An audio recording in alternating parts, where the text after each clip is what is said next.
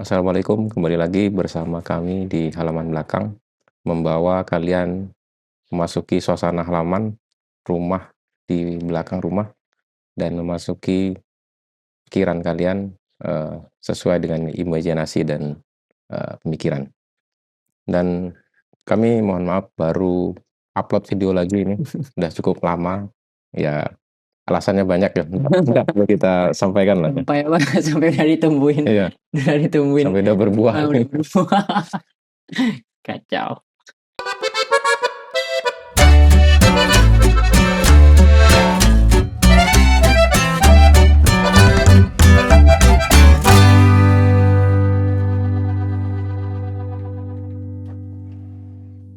Teknologi yang saat ini sudah canggih, sangat Iya. canggih ya. Sempat Teknologi. viral pada masanya ya. Iya. Sangat viral waktu itu ya. Iya. Sampai booming. Teknologi yang namanya AI atau AI atau apalah sebutan yang paling enak. Tapi biasanya orang itu nyebut AI. AI. Nah, AI ini ya sebagian orang sudah memanfaatkannya dengan sangat baik dan sebagian orang baru dengar namanya dan sebagian orang malah belum tahu gitu. Iya, belum tahu. Apa sih AI atau AI orang menyebut kan mungkin seperti apa tuh, Bung? AI itu kan artificial intelligence, kecerdasan buatan yang dia itu mengolah data sedemikian rupa sehingga bisa memberikan informasi sesuai kebutuhan yang diinginkan oleh orang yang mengakses AI tersebut. Ya mau gimana nih, mau penjelasan kayak gimana nih? Kalau untuk penjelasan pembuatannya saya jujur nggak paham ya, nggak paham. Tapi yang pasti AI itu memanfaatkan semua hal yang ada di internet, kemudian dia itu secara otomatis mengulik hal tersebut, discovery banyak hal tersebut, ya bisa dikatakan bahasa kasarnya mungkin mencuri data. Mencuri data dari banyak website, kemudian dia hadirkan kepada kita dan menjadi suguhan kita. Bahkan kalau mungkin sekarang ini orang sudah mulai jarang menggunakan Google seperti dulu. Kalau kita kan dulu mau browsing atau mencari informasi kita Google dulu. Misalnya tentang apa tentang misalnya kita bahas tentang obat yang pas untuk demam. Iya. Akhirnya kita kemudian sampai ke beberapa website. Kita masuk ke website, kita baca sekarang. Kalau sekarang kan enggak, Bung. Sekarang kan gimana ya? Bahkan di Google sendiri sudah ada Gemini. Jadi ketika kita browsing udah ada summary dari apa yang kita cari pada saat itu. Jadi AI ini masif sekali, sangat masif sekali. Bukannya Google juga udah bekerja sama dengan AI atau seperti apa? Iya, Google punya produk AI sendiri, yaitu Gemini. Berarti udah terkontaminasi dengan teknologi AI semua ya sekarang ya? Iya. Mau tidak mau ya? Iya, mau tidak mau. Dan AI itu jujur saya juga pengguna AI. Sering sekali menggunakan AI. Termasuk untuk mempermudah pekerjaan, lebih mudah sekali lah. Tapi yang pasti AI itu tidak bisa menggantikan sosok manusia itu sendiri. Karena ya bagaimana mengoperasikan AI saja butuh manusia pada saat ini. Tapi wallahu alam bagaimana perkembangan ke depan. Tapi yang pasti AI ini sangat masif sekarang. Apalagi yang sempat viral tuh waktu kemarin itu Google VO3. Jadi sempat lewat di beranda kita itu mereka buat prompt seakan-akan mereka itu ada di sini, kemudian mereka di tempat lain, dan itu semuanya murni AI. Mereka tidak perlu studio, tidak perlu kamera yang proper dan lain sebagainya. Jadi terlihat real gitu ya? Terlihat real. Bisa dalam kondisi perang atau bisa di pasar gitu ya? Iya, betul. Ya. Tapi saya ada lihat beberapa video pas lewat di beranda itu. Ya kalau kita sepintas lewat lihat itu kayak, wah ini beneran nih. Tapi kita lihat lagi kan, membandingkan real dengan ndaknya. Ternyata di balik itu teknologi AI gitu ya. Iya, jadi ternyata masih ada banyak kekurangan, walaupun sudah lebih jauh lah. Sampai sempat juga lewat di beranda kita waktu musim pemilu kemarin tuh. Yang mohon maaf Pak Jokowi sama Pak Prabowo yang yang berkelahi itu. Ada sih orang-orang. Kalau untuk misalnya kita dasarnya ya, sebenarnya bisa untuk apa aja sih yang sederhana lah penggunaan AI ini? Penggunaan AI itu untuk sebenarnya kalau saya pribadi ya, nggak tahu kalau pemirsa ya, mungkin bisa komen di bawah nanti. apa sih yang kalian gunakan AI itu untuk apa sih kira-kira? Kalau saya itu sebenarnya AI itu lebih banyak penggunaannya di saya lebih membutuhkan summary terhadap sesuatu yang saya cari atau saya sedang ulik atau sedang research. Jadi daripada saya membaca satu website atau satu halaman buku dan itu memakan waktu yang lama, lebih baik saya gunakan AI untuk memberikan summary kepada saya, tinggal saya cross check. Nah, ini yang paling penting, ini cross check sebenarnya. Cross check ke sumber yang otentik, yang pasti. Yang sumber otentik. Jadi tidak semerta-merta ya murni AI semuanya, tidak. Jadi harus pandai memilah sumber yang benar gitu ya. Iya, betul. Jangan hanya satu sumber aja gitu. Iya. Karena gini, kadang itu mungkin juga pemirsa juga bisa komen juga. Kadang AI itu tergantung apa yang kita inginkan. Jadi kadang pelan juga kadang. Kita pengennya ini ya akhirnya ke sini. Kita pengennya itu akhirnya ke situ. Pokoknya luar biasa. Nah, salah satunya itu yang paling membantu saya itu ketika saya mengelola sebuah lembaga. Jadi saya kan mengajar di pondok pesantren. Nah, saya memerlukan silabus. Kemudian saya memerlukan apalagi RPP. Saya buat dengan AI summary-nya, tinggal saya edit sedemikian rupa, sudah selesai. Lebih cepat, tapi tetap kita perlu cross check dengan kita perlu buku fisiknya, kita perlu pelajari dulu materi apa yang akan kita ajarkan untuk lebih akurat ya, lebih akurat. Sangat membantu sih, sangat membantu ya, itu sangat membantu jauh. Itu kan dalam kondisi di posisi sebagai pengajar guru gitu, memanfaatkan AI. Nah, bagaimana kalau misalnya kalau guru itu memberikan tugas, kemudian murid menggunakan teknologi AI itu untuk melaksanakan atau menyelesaikan tugas. Nah, ini apakah bisa meningkatkan kemampuan siswa itu tersendiri atau justru malah melemahkan karena dengan dibantu teknologi AI itu tadi? Betul juga sih, tapi kalau saya pribadi itu tergantung bagaimana siswa itu memandang dan menggunakannya, dan tergantung bagaimana guru itu membimbingnya jika dia menggunakan AI. Sebenarnya oke-oke saja, seperti ketika kita menyelesaikan masalah matematika dengan menggunakan kalkulator. Jadi kalau ada hal yang mudah, kenapa kita cari hal yang susah? Tapi pasti ada efek sampingnya. Tinggal dibina aja ya, diarahkan di tempat ini. Ketika kita misalnya seorang murid itu memiliki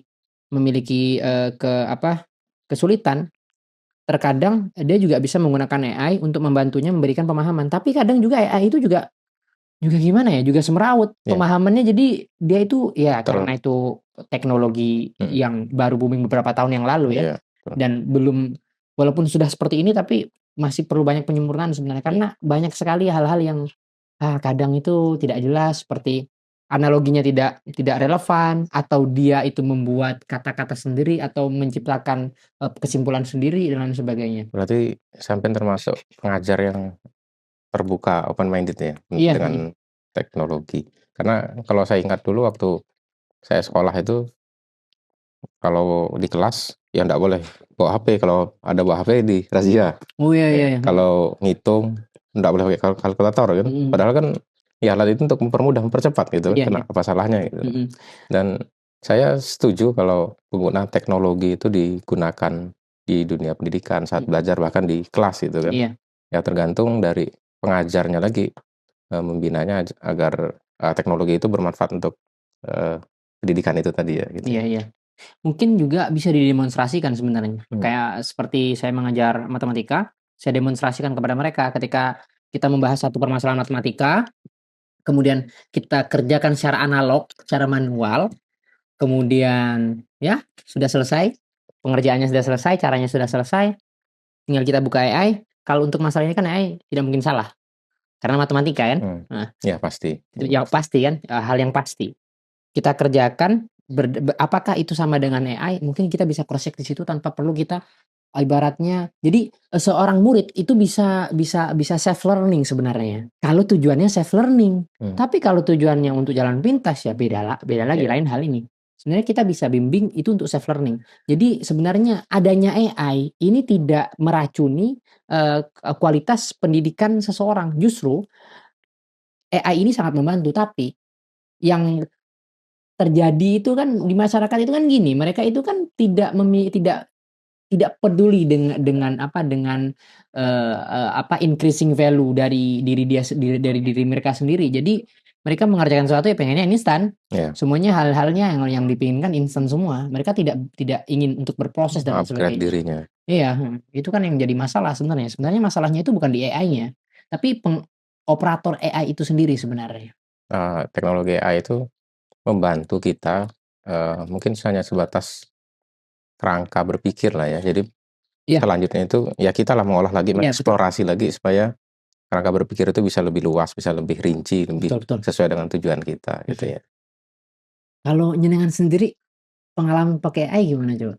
Kalau saya mungkin kalau nggak tahu ya, karena saya generasi milenial, Sama jadi kayak generasi milenial. penggunaan itu belum terlalu jauh lah, masih sederhana untuk paling searching, Iya, iya, keperluan-keperluan ya keperluan-keperluan kerjaan, keperluan ya ndak belum sampai yang membuat apa, video yang iya, geometri segala macam iya, itu iya, belum. Nah, makanya mungkin di sini kita sambil sama-sama belajar lah ya. Mungkin mhm. pemirsa ada yang lebih pandai, lebih lihai bisa berbagi dengan kami bagaimana pemanfaatan AI itu ke depannya supaya bermanfaat buat kita gitu Iya, kan. iya, mungkin Ya kita teman-teman juga yang nonton juga bisa bagi di kolom komentar, bagi apa, bagi pengalaman bagaimana, kalian menggunakan AI dan lain sebagainya, ya. Justru saya itu ada membuat sebuah modul modul untuk mempelajari bahasa Inggris hmm, yang ya tidak semurni, tidak murni semuanya AI, tapi yang saya rasakan AI ini sangat membantu sekali.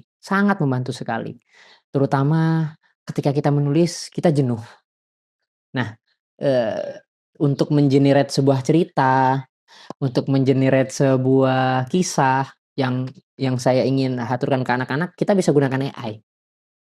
Atau mungkin kita bisa minta tolong carikan AI cerita apa yang cocok dan lain sebagainya. Luar biasa pokoknya. Sangat membantu sih, sangat membantu. oh, oke. Sampean kan sambil ngajar di pondok ya, Iya, pondok pesantren segala macam. Itu kan diajarkan juga teknologi AI untuk mempermudah proses pengajaran. iya, Nah, bagaimana mungkin bisa ceritakan ke kita memisahkan antara mengajarkan anak dengan target agar anak itu bisa, mampu dengan materi yang diajarkan, mhm, dengan, sekedar mereka itu mendapatkan nilai saja. Nah, itu kan beda. iya, iya, Nah, iya, misalnya ini kasih tugas misalnya matematika tentang algoritma atau apalah, mhm, lalu dengan diajarkan dengan menggunakan teknologi AI tadi, iya, ya iya, mereka, tujuannya hanya mendapatkan nilai selesai, sudah. mhm, Nah, bagaimana dari pihak pihak pengajarnya itu supaya barang itu selesai, sesuai dengan tujuan pembelajaran, tapi, santrinya itu juga mendapatkan ilmu, eee, iya, iya, iya. ilmu secara intelektual Iya, dan bekal bekal ya bekal secara dengan intelektual, iya. dan mampu menggunakan AI itu.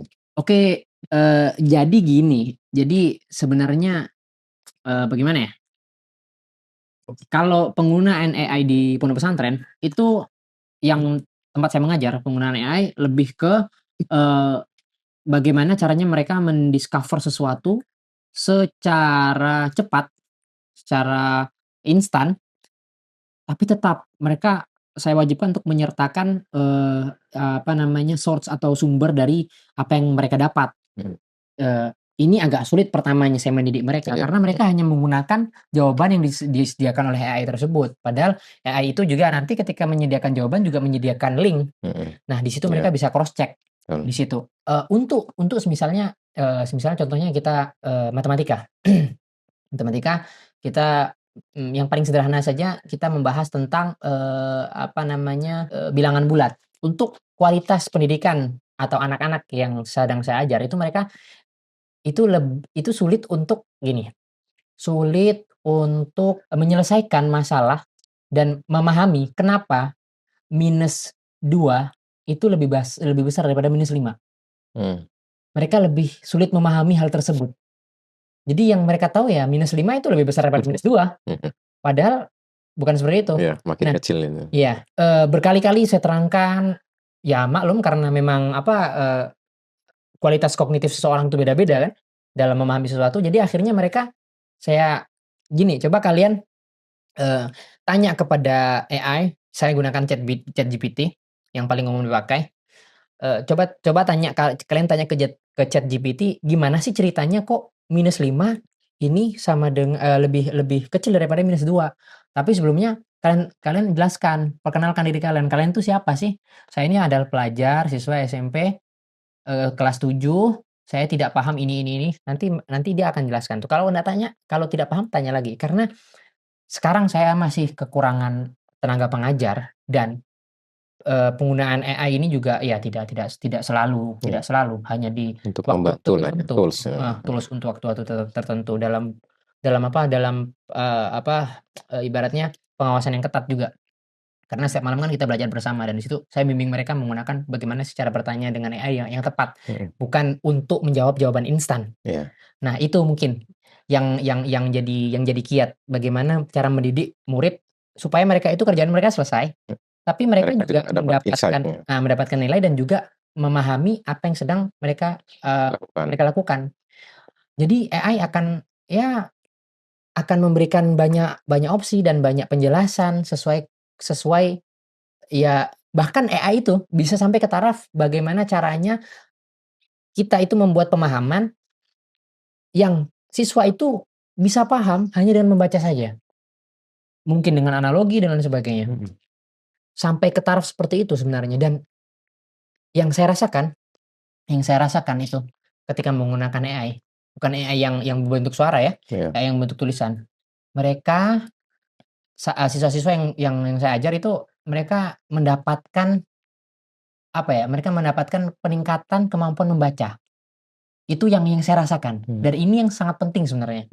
Karena daripada kita menonton video, lebih baik kita discover di AI, kemudian kita baca di situ tuh. Iya. Sebenarnya itu juga sangat membantu sebenarnya. Dan ini hal yang jarang dibahas. Sebenarnya di situ. Yang saya rasakan loh ya, mereka ada banyak peningkatan memahami sesuatu hanya dari bacaan. Nah, ini ada hal yang menarik ini dari video dan membaca untuk mengambil suatu ilmu ya. Iya. Nah, kalau di sebelumnya itu kan istilah membaca itu adalah buku adalah jendela dunia ya kan. Iya. Nah, dan sekarang itu untuk kita mendapatkan ilmu kan banyak sekali sumbernya, bisa dari membaca, bisa dari bahkan dari video. Iya. Menurut sampean itu ada enggak literatur yang menjelaskan mana sih yang lebih lebih pas, lebih bagus dalam menangkap suatu informasi melalui bacaan atau lewat video? Kalau untuk secara spesifik, saya jujur belum tahu. Karena juga kita podcast ini nggak ada persiapannya.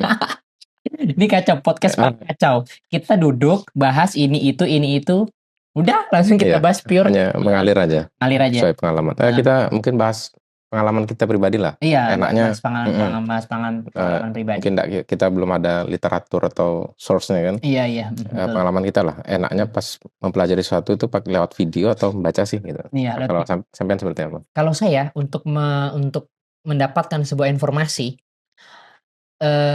ini relatif sebenarnya, relatif. Karena terkadang itu kita tidak bisa mendapatkan informasi hanya dengan membaca saja, karena apa? Karena informasinya sulit untuk dijelaskan dengan kata-kata dari sebuah gambar. Iya. Contoh, bagaimana cara kita, dalam fikih contoh, dalam fikih itu, kita tayamum dengan ghubar. Akan lebih mudah bagi seseorang yang sedang belajar ketika dia itu melihat video atau secara langsung ya, secara langsung, ini ghubar. Bukan melalui penjelasan ulama yang tingkat kognitif seseorang ini beda-beda. Betul, ya. Ya contohnya seperti itulah. Perlu dikaji lagi pendalaman bahasanya. Betul. Ya. Untuk di teori lebih mudah membaca, pasti. Lebih mudah membaca dan terkadang bisa dibantu dengan diagram gambar. Iya. Untuk lebih mudahnya. Tapi untuk praktikal lebih enak video. Video. Jadi, saling melengkapi sih kalau kata saya saling melengkapi. Dan video video saat ini tuh mungkin, juga seperti bagaimana ulama ketika menggambarkan, kondisi astronomis dalam sebuah pembahasan yang sedang mereka bahas, akhirnya mereka buat bentuk gambarnya dan lain sebagainya. Pokoknya seperti itulah. Berarti untuk menggali ilmu di zaman era sekarang ini ya tidak tidak mesti melalui buku ya, lewat video juga bisa. Lewat video juga bisa, tapi yang harus dipastikan itu sumbernya otentik dan itu bukan hoax atau bukan ya bukan apa, bukan hanya sekedar kabar burung. Jadi harus otentik. Bisa nggak kalau kita katakan itu video adalah jendela dunia? Hmm, ini menarik. Iya. Apakah Karena video itu bisa sekarang kan jadi jendela dunia? banyak konten-konten yang ya memang bagus lah kan, bagus menampilkan video-video yang tentang berita dunia segala macam, tentang ya apapun lah itu. Nah, dan kita sekarang malah mendapatkan banyak informasi justru dari video, Iya, ya iya kan, betul. video baik itu dari YouTube atau dari apa stasiun televisi segala macam kan, itu kan video yang kita konsumsi menjadi informasi itu. Kalau menurut saya, apakah video itu bisa menjadi jendela dunia dan atau mungkin sampai taraf menggantikan buku ya? Hmm. Kalau taraf untuk menggantikan buku tidak bisa. Buku akan tetap selalu menjadi jendela dunia. Kenapa? Karena buku ini melalui proses yang sangat panjang Ya. pada zamannya dan video sekarang ini sangat masif. Yang sekarang ini saja itu sangat masif dan tidak ada lembaga, tidak ada kelompok atau organisasi yang bisa memverifikasi satu video tentang satu hal. Jadi sangat banyak orang-orang yang terkonsumsi hoax, yang mengonsumsi hoax dari video daripada membaca. Sedangkan kalau membaca buku itu lebih eksklusif dan kita bisa mencari sumber yang otentik dari buku. Udah terverifikasi Udah gitu. terverifikasi. Kalau untuk jendela dunia mungkin bisa, tapi kalau untuk keotentikan sebuah kabar mungkin video ini atau apalagi zaman AI sekarang itu sangat meragukan. Berarti ini nih bisa digali mungkin ke depannya lah ya. Kalau di buku tadi itu kan misalnya sumber buku karangan Bukhari misalnya. Nah, dibuatlah sistematika ilmu untuk mengecek bahwa ini otentik loh. Iya. Bersanad langsung sampai ke Rasulullah gitu. Nah, nanti mungkin bisa nih dikembangkan video yang benar-benar ada sistem keilmuannya menilai bahwa suatu video itu otentik gitu loh, bukan hoax. Harus ada nanti mungkin ya. Mungkin, tapi kayaknya sangat sulit lah, sebenarnya sangat sulit sekali. Sangat sulit sekali karena, yang paling simpel, paling gampang, dan paling ramah itu tetap tetap tulisan. Itu adalah perangkat di dalam menyampaikan ilmu pengetahuan yang paling ramah dan paling simpel. Tetap tulisan. Tapi tetap harus ada untuk apa ya, kiat untuk meminimalisir video yang hoax tadi kan. Iya, betul. Misalnya gini, Iya, betul. pembuat video harus mencantumkan sumber atau mencantumkan pembuat. Nah, nanti kan dari situ pembuat itu harus melampirkan nama lengkap, kurikulum vitae segala macam. Nanti dilihat tuh, oh ternyata orang pembuat video ini pernah membuat video-video hoax sebelumnya. Maka video yang dibuat dia kemudian hari atau kemudian waktu tidak bisa kita anggap video yang bisa dijadikan patokan untuk informasi kan seperti itu. Betul, mungkin bisa itu, bisa seperti apa film-film dokumenter yang sudah itu mungkin bisa. Untuk meminimalisir lah Iya, kan. untuk meminimalisir. Karena memang ya jangankan kita ya, kalau saya melihat taraf di orang tua kita itu mudah sekali terkontaminasi dengan video-video yang bahkan sangat membahayakan. Iya. Yang apa ya, meracuni pikiran lah saya bilang itu. Padahal itu sama sekali jauh dari fakta sains itu jauh sekali. Iya. Nah, ini yang perlu jadi perhatian kita bagi sahabat-sahabat, rekan-rekan halaman belakang ini. Iya.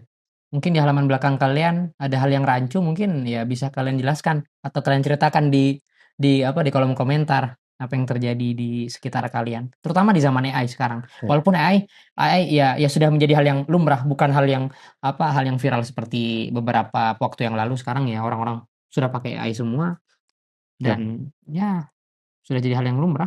Ya, waktu Pilpres juga itu kan salah satu paslon sampai ada videonya yang pidato pakai bahasa Inggris, bahasa Arab, Iya. bahasa macam-macam. Iya, Yang betul. nggak paham itu langsung, wah ini hebat nih, Iya. ya kan? Jadi ini tugas kita bersama lah untuk memperkenalkan teknologi ini ya.